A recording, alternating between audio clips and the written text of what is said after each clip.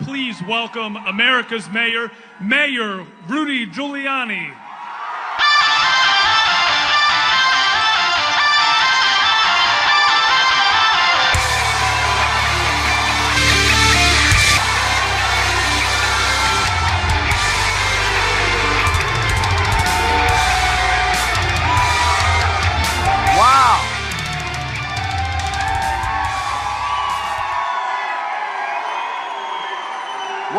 What an unbelievable crowd.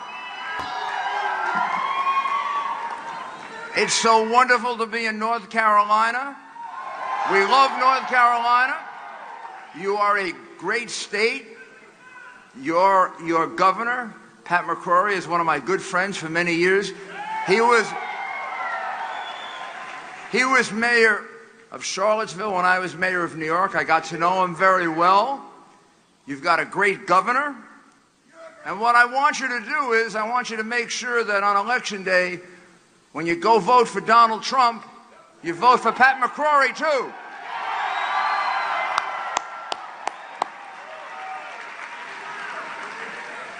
So we're here today just like we were before when we were in Wilmington, and we're here to talk about the economy. But I want to tell you how dishonest and how rigged and how corrupt this system is. And I have to do it to get it out of the way because I'm actually disgusted. I listened to Donald Trump's speech in Wilmington. And what he said very clearly was that if Hillary Clinton were elected president, she would get to appoint judges to the Supreme Court, and among the other things that they would do to destroy us would be to do away with the Second Amendment and your right to bear arms. Now, is there anybody here that doubts that? Okay. And then he said, and you have the power to do something about it. And what he meant by that was, you have the power to vote against her. You have the power to campaign against her. You have the power to speak against her. You know why? Because you're Americans. The only people with rights in this country, I mean, it's as if the only people with rights in this country are the press. So the Clinton people, this is how corrupt they are. From their days back in Arkansas, they were corrupt. This is how corrupt they are. They spin out that what he meant by that was that it was a joke, and that what he meant by that was that they would kill her.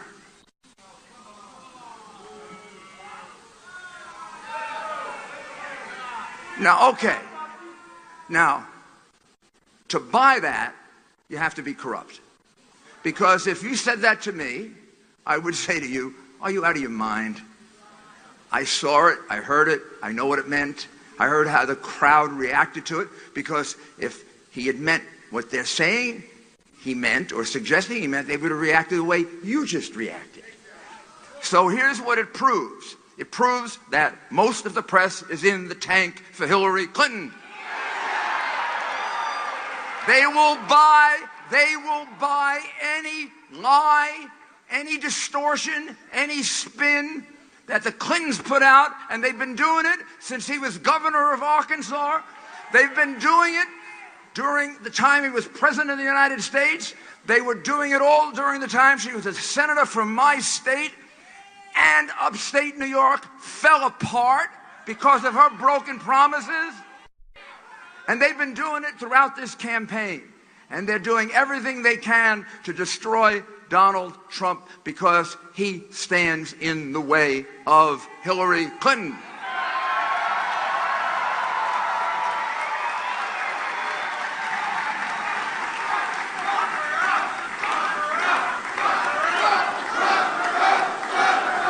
But we are not going to allow the Washington insiders, and I include the press and a lot of politicians, including some Republicans.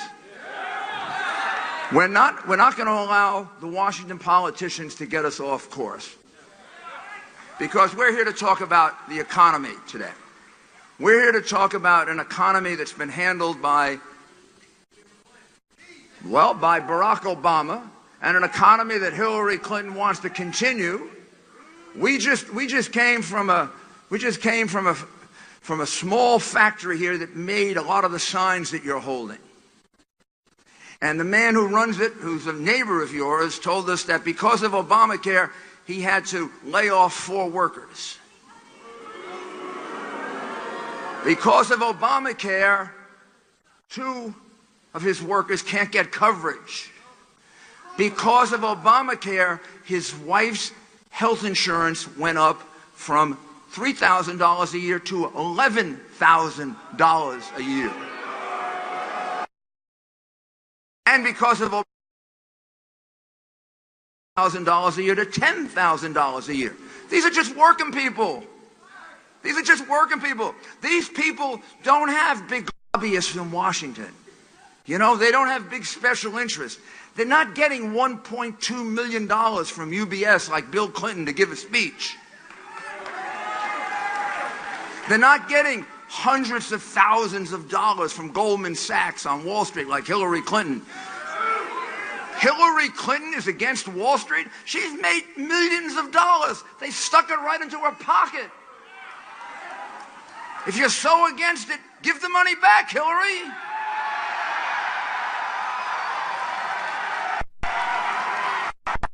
Back.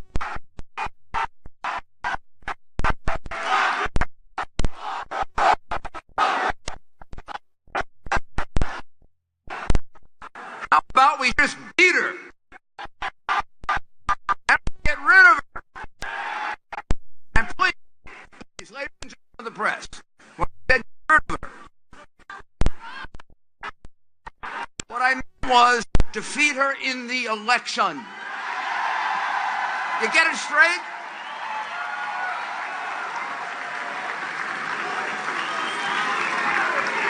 You know why I like being a Republican? Because I like fighting against them. And I like fighting for you, the people. And that's what this election is about. Hillary Clinton represents the Washington insiders. All the people who have been taking money, and look at all the money the Clinton Foundation has taken in, hundreds of millions of dollars, while she was Secretary of State and while she was doing favors for the countries and the rich people and the Russian oligarchs who were giving hundreds of millions to the Clinton Foundation, and she was doing favors for them, making calls to the IRS on behalf of UBS that paid Bill Clinton $1.2 million. Selling 20% of our uranium to Russia to benefit another one of the contributors to the Clinton Foundation. Why do you think the 35,000 emails are gone? Why?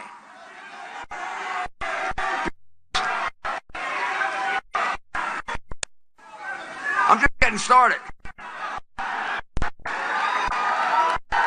You know why they're gone? You know why they're gone?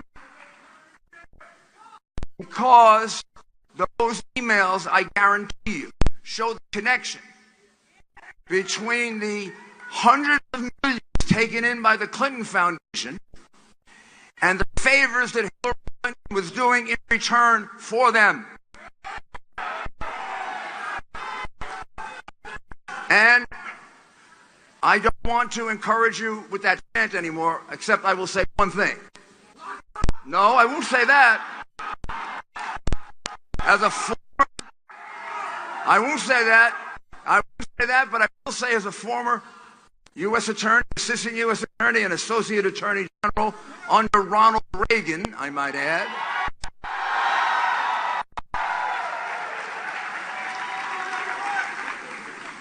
I would have indicted her.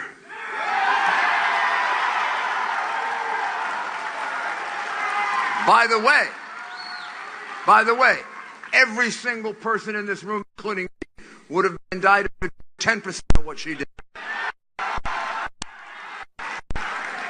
How about we have the same system of justice for the Clintons as they have for all of the rest of us?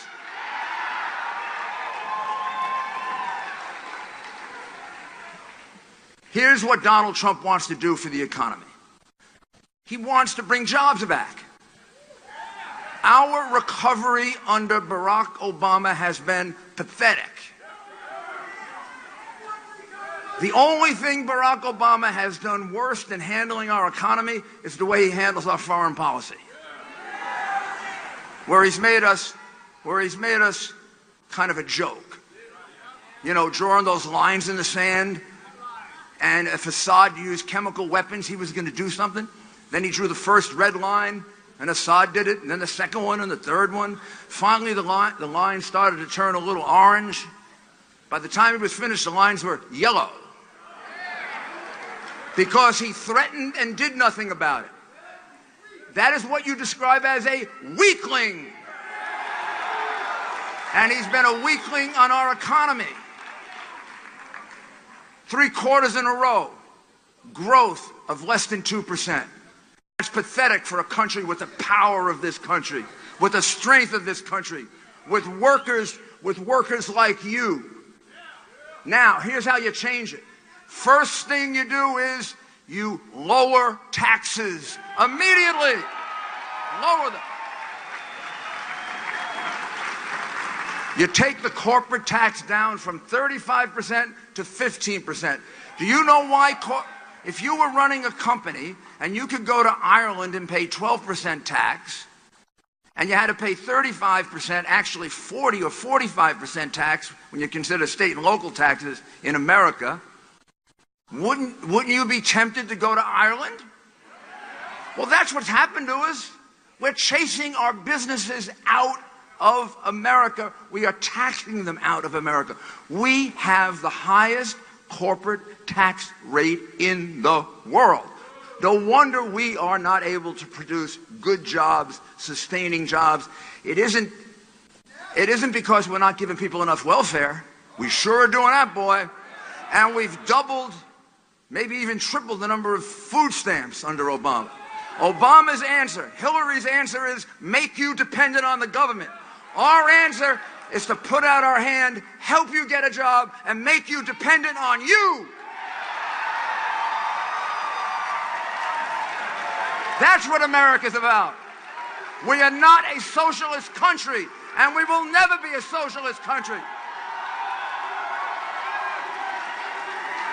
We are not a European social democracy. Look how well they're doing. We're America, a land of opportunity, a land where people work hard. So we are also going to do away with the death tax. So people who have farms don't lose their farms. The death tax is so unfair. All your life you pay taxes to the government. Now it's up to 38, 39, 40%. In a state like mine, it's over 50% in tax. The government is the senior partner in my wage earning. I'm the junior partner. They own more of me than I own of myself. So, what we want to do is change that. We want to put money back into your hands so you can spend it. We want to do away with Obamacare immediately.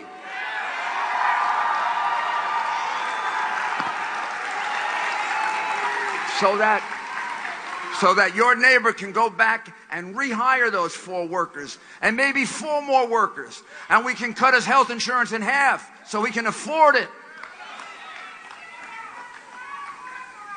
We want to renegotiate the trade agreements that are unfair to us and have taken jobs right out of this state of North Carolina and sent them to Mexico and other parts of the world. We signed trade agreements. We signed a trade agreement with Korea. It was supposed to give us a great big surplus. We end up now with the largest trade deficit with South Korea that we have ever had in our history. Donald Trump will be able to renegotiate those treaties. And by doing that, he will produce jobs, the infusion of money into the economy. The renegotiation of the trade agreements will create jobs. Now, let me tell you where that plan comes from. Donald Trump didn't invent it. I didn't invent it. That was the plan John Kennedy had. That was the plan Ronald Reagan had. And we had two of our periods of greatest growth when we cut taxes in the early 60s and the early 80s. I will tell you from my own personal experience, that is exactly what I did in New York City. I cut taxes, and I went from a $2.5 billion deficit to a $3.5 billion surplus. And I did it. And I did it not by giving welfare to people, but by giving them jobs.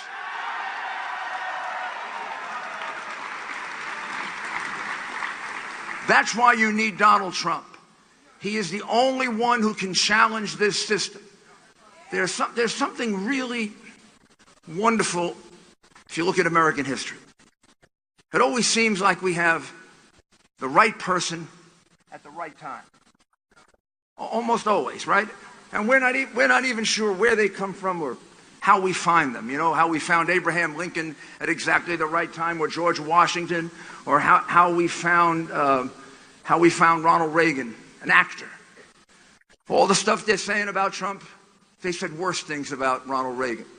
I remember a movie, I think it was on ABC, about how Ronald Reagan was going to destroy the world because of his policy toward the Soviet Union.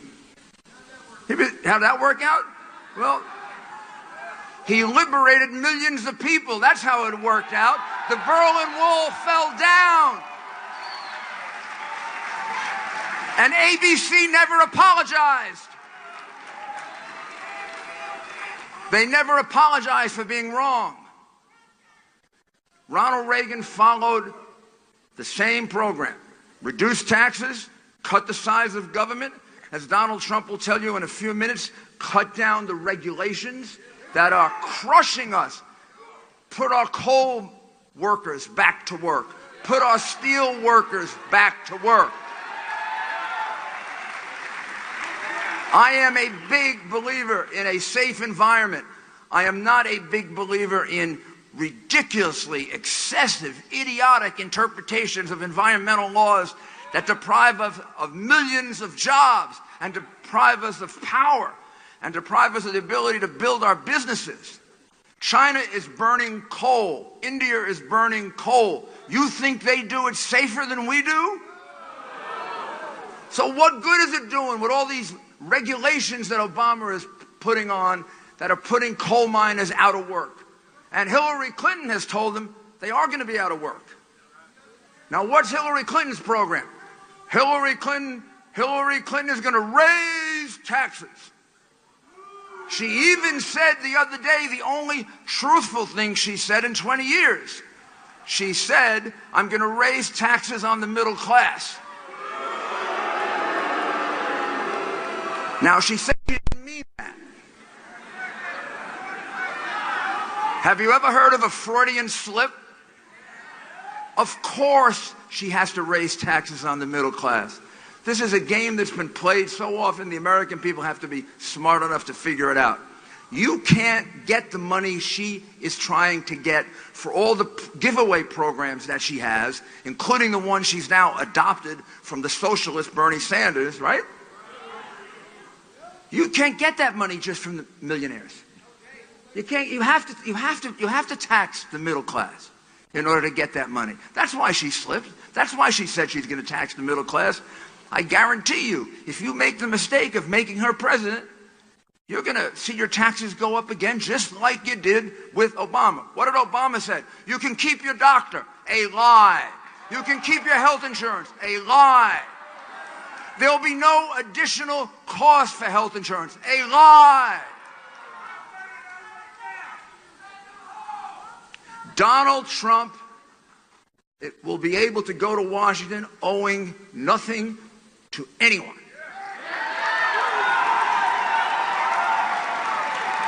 Except you. You. He's your voice. He's your voice in Washington.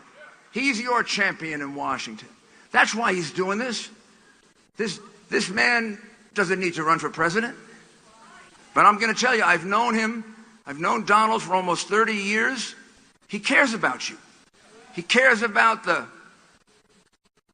carpenter that's helping him build a building. He cares about the steel worker who's helping him build a building. He cares about the kids who are going and getting the coffee for the construction workers at the building sites. Every time he would see me when I was mayor, before he shook hands with me, he would shake hands with the police officers that were with me, out of a sign of respect for the police. She does not respect the police. She does not respect the police. Don't ever think that she does. The corrupt press did not adequately report to you that at the Democratic convention, they did not allow uniformed police officers on the floor of the convention.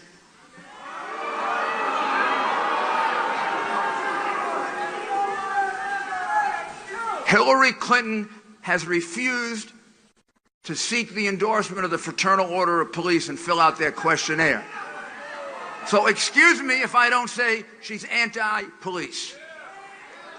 And I know from being mayor of New York, she never wanted New York City police officers around her either. She doesn't like police officers. In fact, from her point of view, police officers are guilty before they're found innocent, including the ones in Baltimore who she pronounced guilty. And now they've been found innocent. I haven't heard her apologize. She had standing behind her the father of the murderer in Orlando. And she hasn't apologized yet. She hasn't condemned it yet. Can you imagine if Donald Trump had done something like that? My goodness, the New York Times would have a front page for 6 days. ABC, CBS, NBC would lead with it. And they're trying to do this stupid story now about the power of the NRA, the power of those people who believe in the Second Amendment to have an influence on this campaign.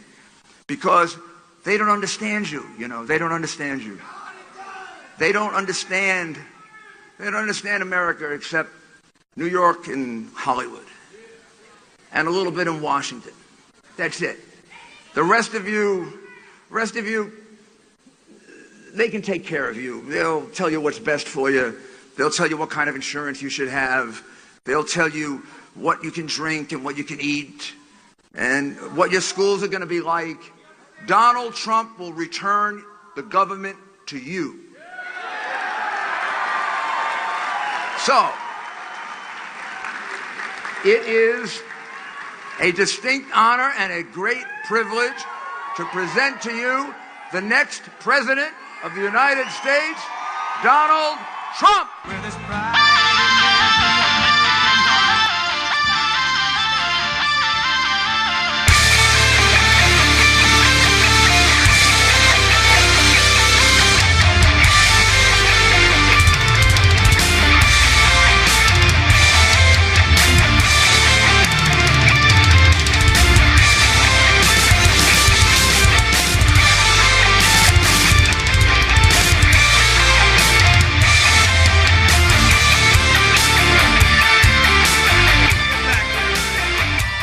Here.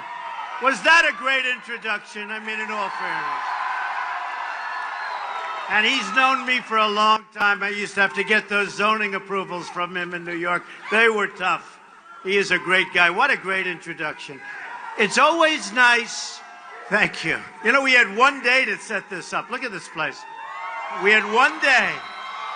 One day. We're going to do great in North Carolina. We just left. We just left. You know where we were.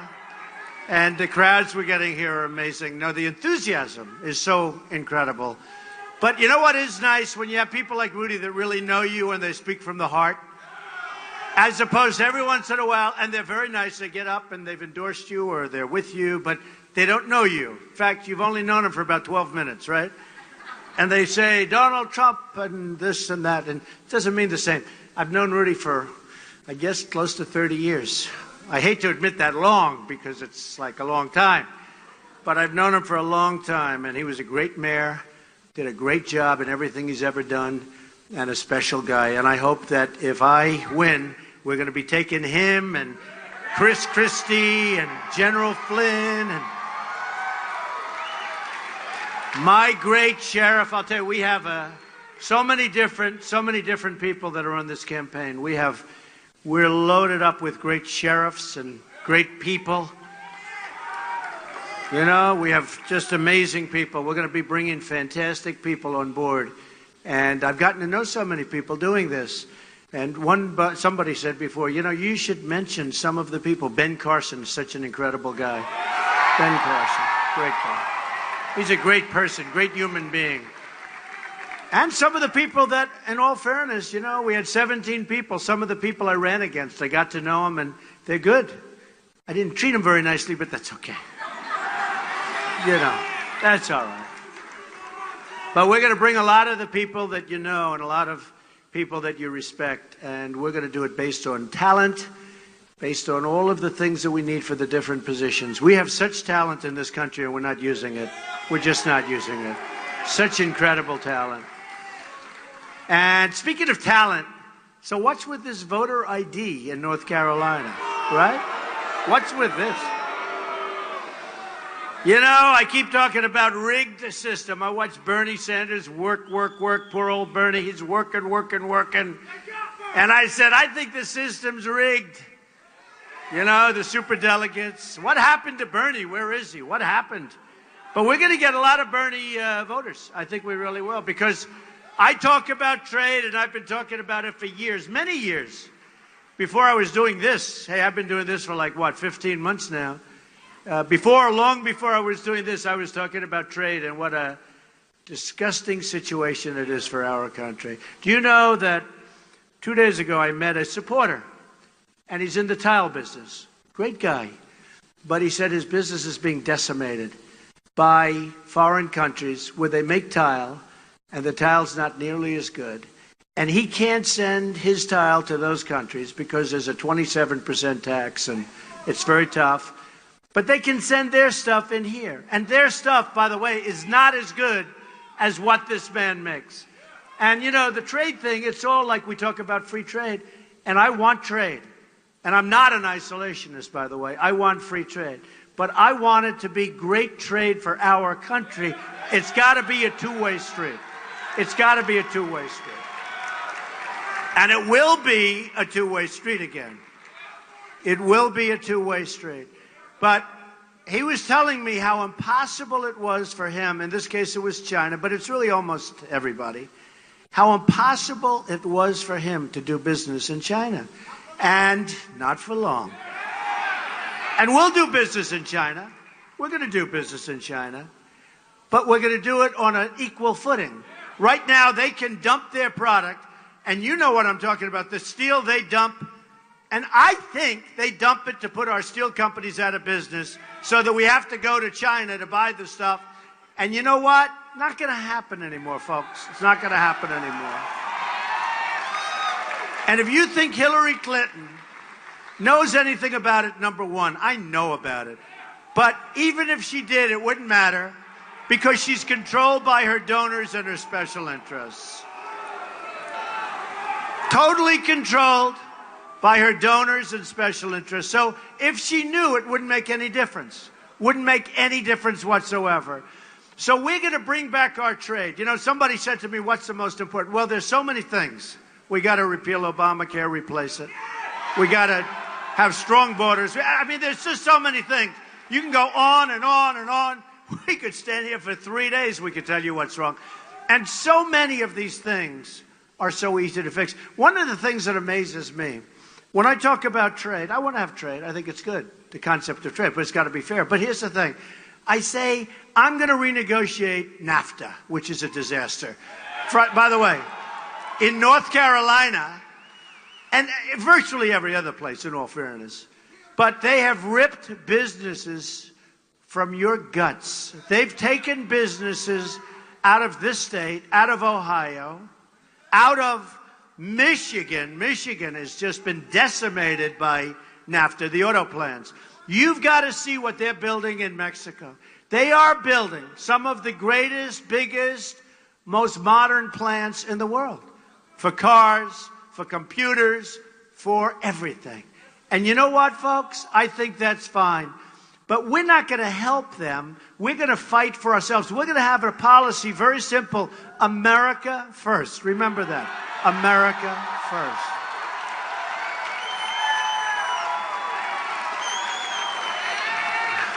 So we have essentially two people running. And Hillary made it through a small field. I made it through a large field. And she got through. I got through. We're stuck with each other, which is fine. And I'll tell you what, if you knew where she stood on the Second Amendment, on the raising, where she basically wants to take your safety away, she wants to take your guns away. And by the way, if she appoints Supreme Court justices, meaning if she gets the option to appoint, meaning a very sad day in this country, because if she became president, she would do a terrible job. This would be 4 more years of Obama, and we don't want 4 more years of Obama. We don't want ISIS. We don't want regulations. We don't want high taxes. All of these things would be an extension. This would be an extension, a 4-year extension of Obama, and I think in many ways it may end up being worse.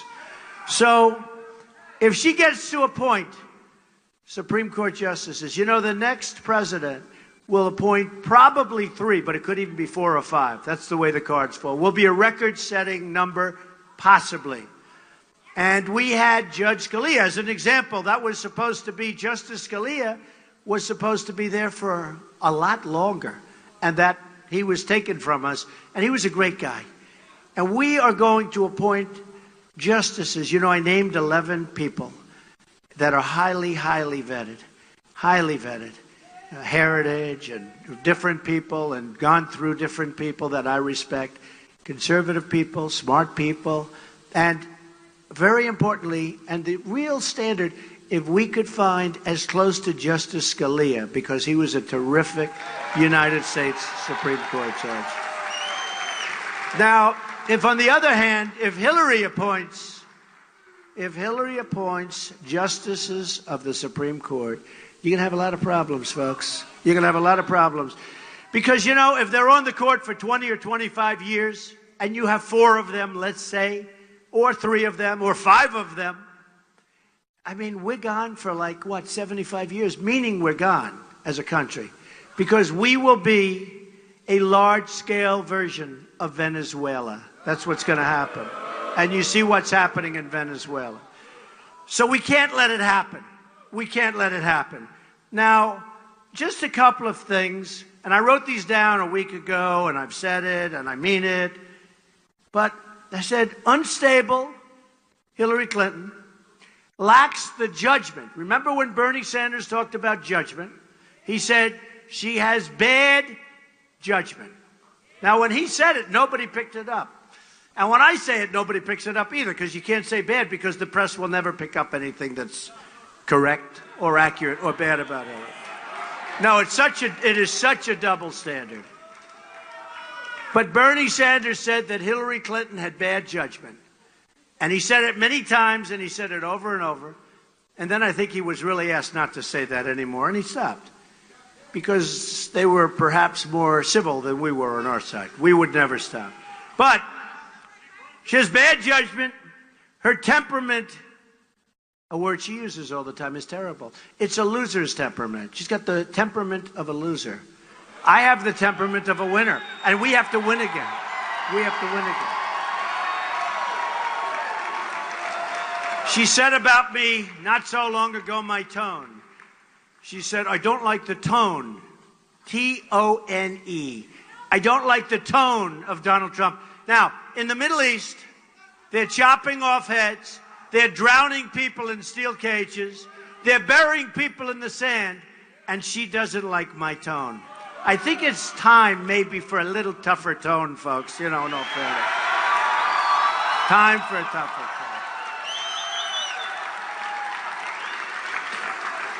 So, the bad judgment alone, you can't pick her. Hey, look, whether you look at Libya, you look at Syria, you take a look at the migration. Take a look at this. She wants to put, and I said 500%. And the press said I was wrong. It wasn't the right number. 500% more people coming in from Syria. We don't know who they are, where they come from. She wants, and I said, 500% more than President Obama. And he's got them pouring in, right? And the press said I was wrong. You know what the real number was? 550%. I couldn't believe it. I was on the low side. I was on the low side. 550% more than we have coming in right now. And you know what this is going to be, in my opinion, and I've been pretty right on these things. I said, don't go into Iraq. I was right about it.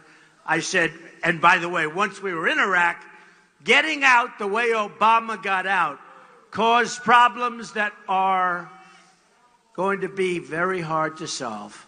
I said irreparable. What they have done in terms of getting out of Iraq, ISIS comes about. You know, I said before, also in North Carolina, I said that if they gave a trophy for the most valuable player, you call it in sports, most valuable player award, the winner of the trophy for ISIS would probably have to be Hillary Clinton, right? Hillary Clinton. And now she's going to tell you how to get rid of ISIS. She's going to tell you how, because her and Obama, and I guarantee you that if Obama had the choice to do again, now he has to go and play the game, but if he had the choice to do again for Secretary of State, and if he knew what took place in the Middle East and other places, I guarantee you he would never have picked Hillary Clinton. He would never have picked her. He would not have gone that way. Now, you're not going to hear that. I'm sure he tells that to his wife, but that's about it. Because he can't. But that's the way it is. So she is just a person that, if she's president, we're going to have problems like you've never had before. She talks about toughness with Russia. Wouldn't it be nice if we actually got along with people? Wouldn't that be a nice thing? Okay? You know, Russia is a nuclear nation, has nuclear weapons. You know, she's tough. They talk about Crimea. I answered a question perfectly. They were talking about Russia and what I would do with Ukraine and Russia. But, you know, by the time this is now taking place, Crimea is already a part of Russia, essentially, right? And this happened on Obama's watch. So they put out a thing about me. I didn't know foreign policy. I didn't know foreign policy. Why did you let Crimea go to Russia? They don't want to mention this. They don't want to mention the fact that when I was asked about NATO, that I said, look, NATO's obsolete. Now, I'm not an expert on NATO, but I have a lot of common sense. I have great business sense. I made a lot of money, and I had great success. But you know what? Built a great, great company, far greater than anybody even understands. But you know what? I said, NATO's obsolete. And they all smiled and laughed. Oh, Donald Trump, he said it's obsolete. Don't forget, this was done for the Soviet Union. Many, many, many years ago. Now, let's say Russia, tough, so it's okay for Russia too, right? Let's say it's fine. But this was done originally for the Soviet Union. It morphs into Russia. That's fine. But we have a new threat. It's called terrorism. And they're not equipped for terrorism. They don't even have the right countries for terrorism. And I said this, actually, to Wolf Blitzer of CNN. But I said this, and people smiled. Oh, isn't that funny? Isn't that funny? 3 days later, they started saying, Trump is right. It's really obsolete. You know, you ever hear the expression, you can't see the forest for the trees, right? Right? You can't see the forest for the trees. You have guys, good people, they study NATO. They're so close. They're so close that they can't see what's going on. So all of a sudden, 3-4 days later, somebody came out and said, you know, Trump's got a point. And then a couple of months ago on the Wall Street Journal on the front page, I read, because I said terrorism. It's obsolete because it's not covering terrorism the way it should be. And then all of a sudden I read a big story, front page story in the Wall Street Journal, NATO to develop terrorism division. And I was only mentioned like 1/8 of one sentence that I essentially wasn't happy. They could have given me a little more credit, but that's okay. I don't need the credit. I want our country to be great again. That's what I really want. That's my credit. But then I said a second thing with NATO. I said a second thing. Thank you. Thank you very much. I said a second thing with NATO. I said we have too many countries that aren't paying their way. Because I had heard it. And I don't study it. I mean, NATO was, I'll tell you what, when I was asked a question about NATO, I give you my word. It's not my, you know, I'm a business guy. In my whole life, I was never asked about NATO, right? But I gave a great answer. And they've actually changed NATO because of what I said. Okay? Now, it's not even because of what I said. It's because of what we said. You know, folks, just so you know something, we have a movement going on here. This is a movement. This is a movement. This is a real great movement. This is a beautiful thing to watch. No matter where we go, the crowds, the enthusiasm. I mean, this thing we started today here. I said, let's stop there. It's great. I have a friend that lives in the area. I said, all right, I'll come up. I mean, it's amazing. And by the way, I love the military. Is this military or what? I love the military. And we're going to take care of the military. We're going to take care of the military. You know, I have to say, I'm in a lot of businesses, but I'm in the real estate business primarily. And I get so many listings of military bases. This one's for sale, that one's. And at one point, a few years ago, I said, wow, how many bases can we sell? You know, they're getting rid of so many places and so many bases. And you know, the one thing, and I'm a big believer in cutting, and we can do a lot of cutting and a lot of pruning and have things be better. Look at the VA as an example. How badly run is the VA? How badly run is the VA? And yet it's like a corrupt enterprise. But how badly run is that? And that's not just a question of money. It's a question of management. It's a question of style. Our veterans are not being treated as well as a lot of people that come into our country illegally.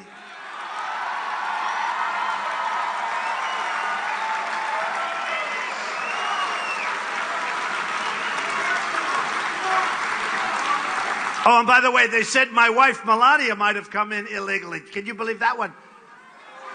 No. They said, headlines, maybe she came in illegally, maybe. Let me tell you one thing. She has got it so documented, so she's going to have a little news conference over the next couple of weeks. That's good. That's good. I love it. I love it. They said, Melania Trump may have come into our country illegally, and how would that be for Donald Trump to be talking? Here's the only problem. She came in totally legally. I mean, you know, so that's what they'll say. All right, but you'll see it in a little while. I said to her, no, let it simmer for a little while. Let them go wild, let it simmer, and then let's have a little news conference and have some fun. But they have to come in. And by the way, we want people to come into our country. But they have to come in legally. They have to come in legally. Now, Hillary Clinton, I just have to go because these facts are pretty obvious, but we have to go over them like one last time because we're dealing with a person that doesn't know how to tell the truth. We're dealing with a very dishonest human being. You know, remember the word? Do you remember the word short circuit? Can you imagine if I said, oh, I had a short circuit? Headlines all over the world, right? With her, it's a little story. In fact, I watched that interview with Chris Wallace at Fox. I watched it, and I saw her say lots of bad things. You know, I mean, like, lots of bad things. The lie on the lie on the lie. I mean, it got to be like multiples, right? So many things. How did she get away with it? Her greatest achievement in life will be getting away with what she got away with. That's in my opinion.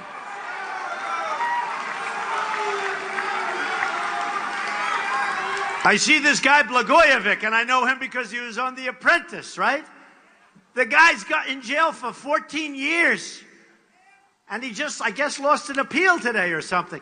He's in jail for 14 years, and Hillary Clinton is allowed to delete 33,000 emails. Think of that. Think of that. What's going on? What's going on?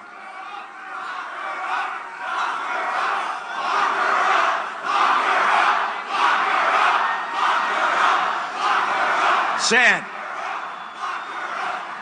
Sad. No, honestly, folks, it's a very sad situation. Our country has been set back. The world watched that whole situation. That world has been watching, and it's very, very bad. And I'll tell you what, it speaks so badly of our country, because everybody knows that she should not be running for the presidency right now. She should not be running. Everybody knows that. Go over a couple of the statements, and we'll do it quickly, because it looks. And now they say the foundation. Well, they're not going to get rid of that. They're not going to do anything with the foundation, right? They're looking at the foundation. Give me a break. Hillary Clinton claimed the reason for her illegal use of private, insecure email, totally insecure, was that it was more convenient to use just one device, okay? Fact, the FBI director said Hillary used several devices and numerous mobile devices. Therefore, it was a lie. False statement number 2. I mean, we could go false statement number 30. Hey, wouldn't you love to see what some of those 33,000 emails say? Wouldn't you love to see it, though? I tell you, honestly, it's a very sad situation. Very sad situation. But how do you get away with it? You say, by the way, we won't be giving in 33,000 emails, but we subpoenaed the emails. I assume they subpoenaed them, right? We want the emails. Oh, well, we deleted 33,000. Oh, well, that's okay. That's fine. No problem. Can you imagine if somebody else did that? Yeah, tell Petraeus about it. False statement number 2. In her testimony to Congress, Hillary Clinton said she turned over all of her work-related emails. All of it. The FBI director said Hillary failed to turn over several thousand work-related emails, including some emails that were classified. What's going on? What's going on? False statement number 3. In her testimony to Congress, Hillary Clinton said, there was nothing marked classified on my emails, either sent or received. Now, you know that's false. And that's been proven. And I could go over page after page after page, and it won't ever change, folks. We have a person that's very dishonest. We have a person that shouldn't be able to run. We have a person that how she escaped this unbelievable situation is considered one of the great wonders of the world. I'll tell you right now. Sad. It's very sad. So look, a few things. Hillary, comparison, wants to raise taxes tremendously. Trump, that's me, Trump, wants to lower them very substantially. You saw that, guys. Hillary, crooked Hillary, she is crooked as a $3 bill. Crooked Hillary wants to expand regulations. And by the way, regulations, in my opinion, and I go around, I'm all over the country, meet unbelievable people. If they had a choice of having their taxes reduced or their regulations pretty much wiped out to a large extent. I mean, we need certain regulations, environmentally we need, and, we need certain, but it's so excessive. You can't start businesses. You can't keep businesses going. It's amazing to find out that people would rather have their revenues reduced substantially than have their taxes reduced, and we're just about the highest taxed nation in the world. That tells you what's going on. All right. Hillary Clinton wants to shut down energy production. She wants to get rid of all the miners. She doesn't want any miners. Any miners in here, by the way? Now, we're going to expand energy. We're going to expand all forms of energy, but we're going to expand energy, right? All right. Right? Hillary, think of this. Hillary wants, oh, look at that. She wants to appoint far left judges who will destroy our Constitution. I want judges who will support and defend our Constitution. Right? Hillary wants to open our borders, and I want to have strong borders, and we're going to have the wall, and Mexico's going to pay for the wall. Right? It's going to happen.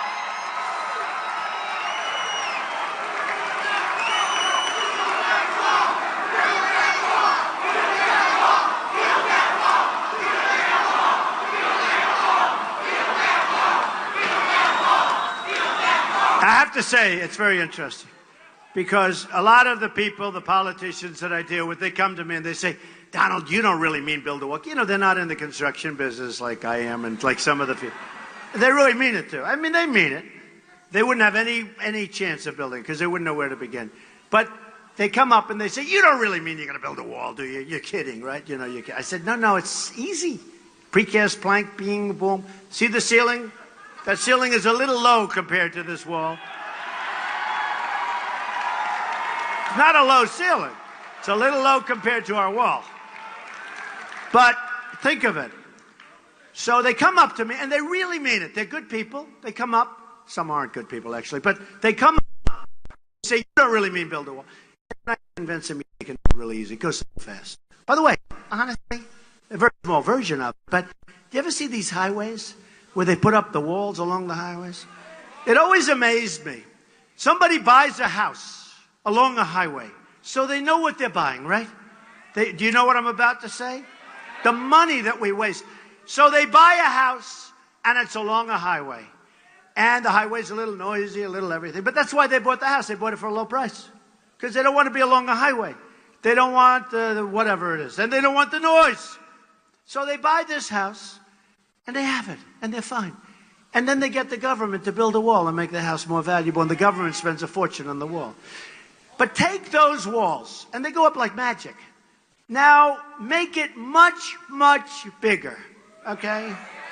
I don't mean a little bit bigger. I mean, like, if you get up there, man, you want to be very careful getting down. And walls do work. Just ask Israel. How do walls work, Israel? They work, right? Right? All you have to do is ask Israel about walls. Ask Israel about walls. So we're going to build a wall.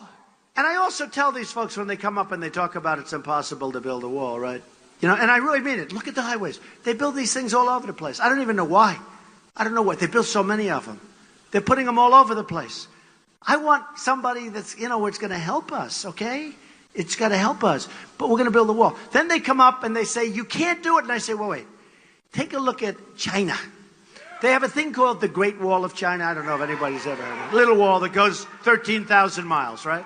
13,000 miles. The Great Wall of China. 13,000. You know what 13,000 miles is? I mean, we're talking about a serious wall. We're talking about a wall like there is no wall. What's Canada, like 5,000 or 6,000, right? So we're talking about really much more than twice Canada, along Canada. So here we have a situation where politicians are telling me about the wall, and I refer them back 2,000 years. This wall was built 2,000 years ago. This, by the way, if anyone's ever seen the Great Wall of China, this is a serious wall. This is not a wall built with hydraulic equipment. This was built with hydraulic muscles. So it's 13,000 miles, and it was built 2,000 years ago. So we have 2,000 miles, of which we really need only 1,000 because we have a lot of natural borders, right? We have a lot of natural barriers. And so we have 1,000 miles. China had 13,000. And we can use Caterpillar tractors. I'm not using Komatsu, by the way. I'm using...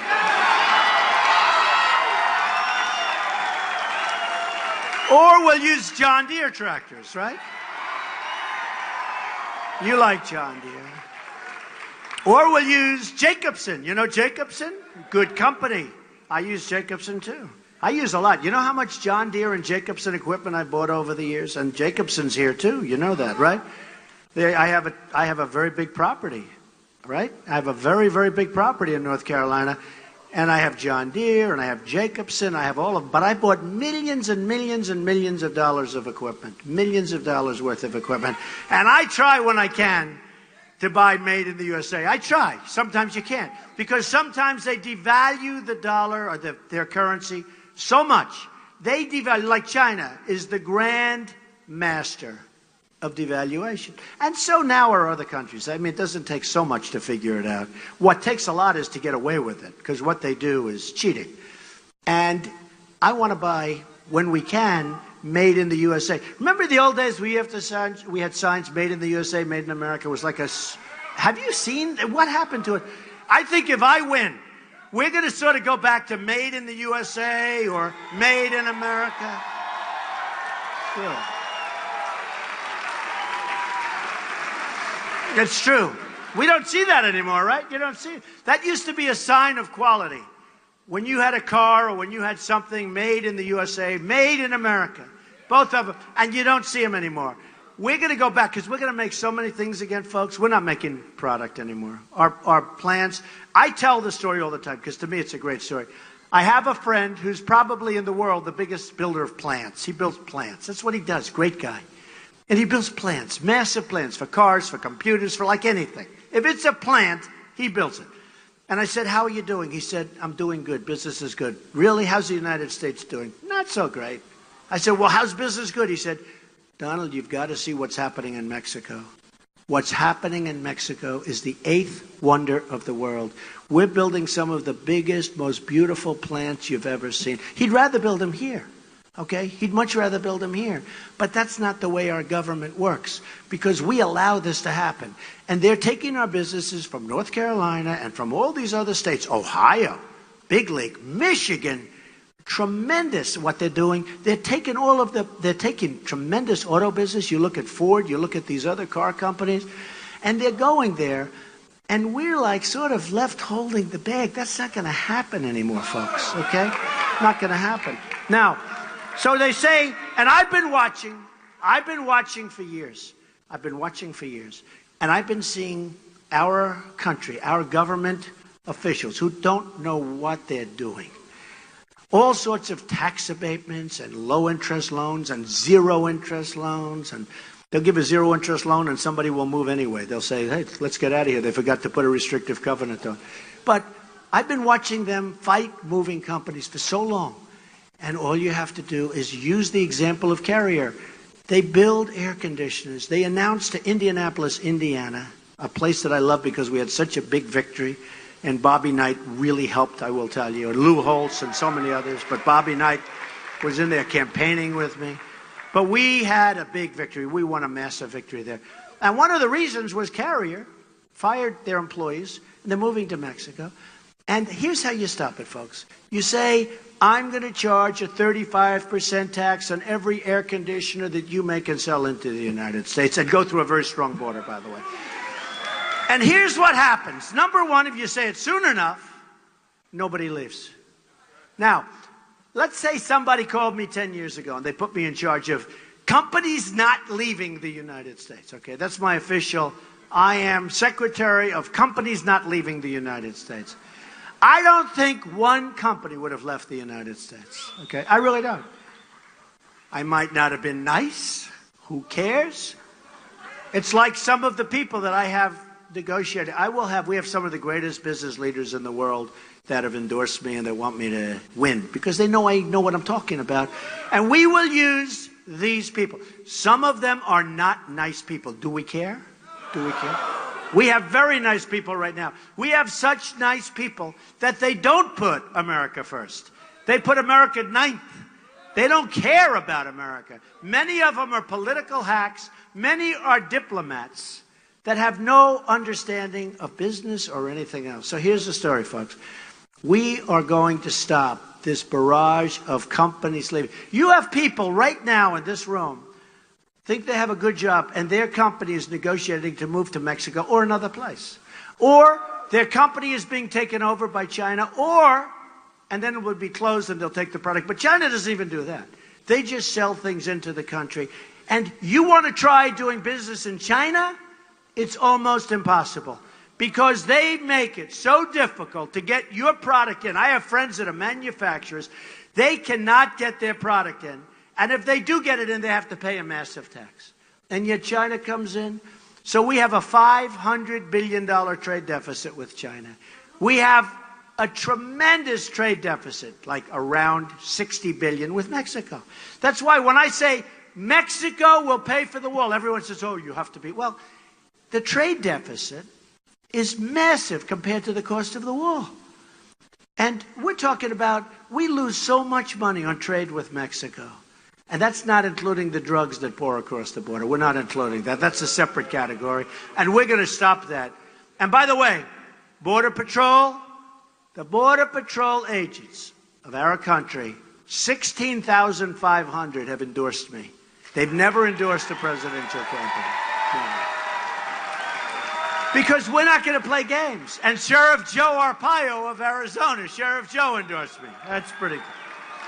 So we're going to have strong borders. We're going to have strong borders. We're going to have great trade deals. We're going to renegotiate NAFTA. And we're going to make deals. Instead of taking our companies, we're going to make the deals fair. And if they, I'll tell you, honestly, very simple. If they don't want to renegotiate, you know what's going to happen? Bye-bye. We're finished. We're finished. That was a deal signed by Bill Clinton. And he never had to suffer the ravages because he left that to others. But I looked at New England. When I was campaigning, I got to know so much about this country, much more than I ever thought I could even fathom. I got to know the people of states, even upstate New York. I know New York, but I got to know the people upstate New York and in different parts of Long Island that were absolutely, it's ravaged. What's happened is horrible. You see factories, you see old but beautiful, and they're literally falling apart. The snow, what happened? Buildings are coming down.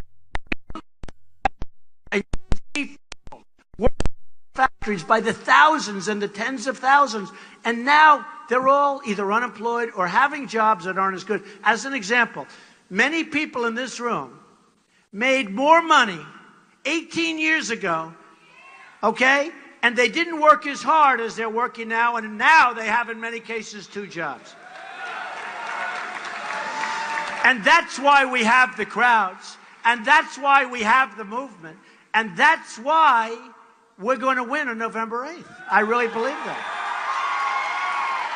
Now, for the military people in the room, we're doing great with the military. I think we're going to win the military. Like, is anyone not going to vote for us? Any military people in the room? Raise your hand. Who is going to vote for Trump of the military people in the room? I think. Looks like a very similar number. I think. And you know who else likes Trump? The police. The police. We have so many endorsements from the police. The police are not treated properly. They are not treated properly. So here's the story, folks. We're going to make our country great again. Great again. And we're going to be thought of as the smart country again. And we're going to have good relationship. I have great relations with China. I can't believe I just signed a lease, an extension, with the largest bank in the world that happens to be in China. Largest in the world. And I said to my people, you sure they want it? Because I hit them pretty hard. But this is nothing personal. You know, like on The Apprentice that I did, rather successful. I said, it's not personal, it's just business, right? You know, it's one of those things. But I said, are you sure they want to sign? Yeah. And I brought the people in my office, top executives. I said, good, I'm glad you're signing. You are signing, aren't you? You're really signing. I said, that's okay. I don't care. You know, it's a great location. I'd sign somebody else if I had to. But they wanted to re-sign their lease. They were there. They just extended their lease. And they say, no, Mr. Trump, in China we have great respect for you because you tell the truth. Can you believe that? Isn't that great? Isn't that great?